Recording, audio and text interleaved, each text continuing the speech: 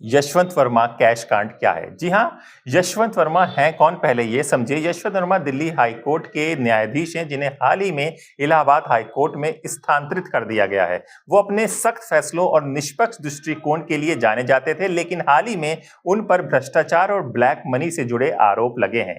क्या हुआ था उस दिन? जी हाँ, मार्च 2025 में दिल्ली के एक पॉश इलाके में स्थित जस्टिस यशवंत वर्मा के आवास पर छापा पड़ा, जिसमें बड़ी मात्रा में नकदी बरामद हुई। खबरों के मुताबिक छापे के दौरान कुछ पैसों को जलाने की कोशिश भी की गई थी, जिससे आग लग गई और फायर ब्रिगेड को बुलाया गया।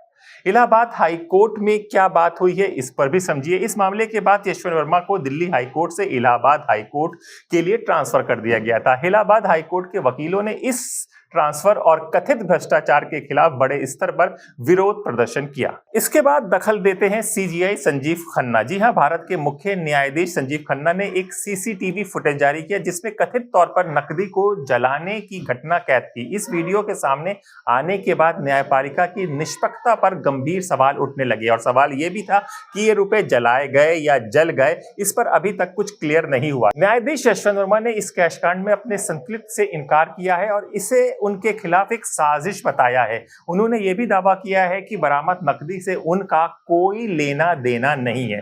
पर बात है कि उनका कोई लेना देना नहीं है तो फिर इतने पैसे उनके घर में कैसे मिले?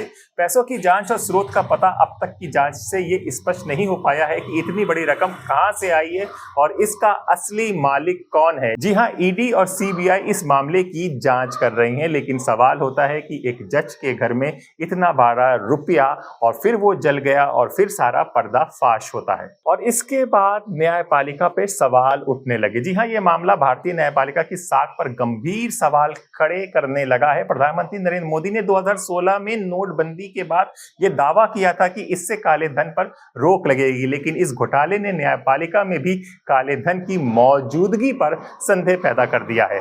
जी हां, सीजीआई संजीव खन्ना द्वारा इस मामले की पारदर्शिता जांच के आदेश और वीडियो जारी करने के बाद कई लोगों को उम्मीद है कि इस केस में न्याय होगा और दोषियों को सजा मिलेगी। अभी ये मामला जांच के अधीन है और आने वाले दिनों में इससे जुड़े और भी खुलासे हो सकते हैं, लेकिन यही सवाल अभी भी बना हुआ है कि एक न्यायाधीश के घर में इतना बड़ा पैसा आया कहां से? कोई पैसा खुद तो चलकर आया नहीं होगा, कोई लाया होगा। इतना बड़ा रकम है तो कोई हाथ में भी नहीं आया होगा, किसी सामान किसी गाड़ी में आया होगा और फिर न्यायाधीश यशवंत वर्मा इससे इनकार कर रहे हैं कि ये उनका पैसा नहीं है, उन्हें फंसाया जा रहा है। फिर एक वीडियो रिलीज हो जाता है। ये कहानी बहुत इंटरेस्टिंग है। इस कहानी में क्या होगा क्या नहीं होगा, ये सब आपको स्वतंत्र में हम बताएंगे।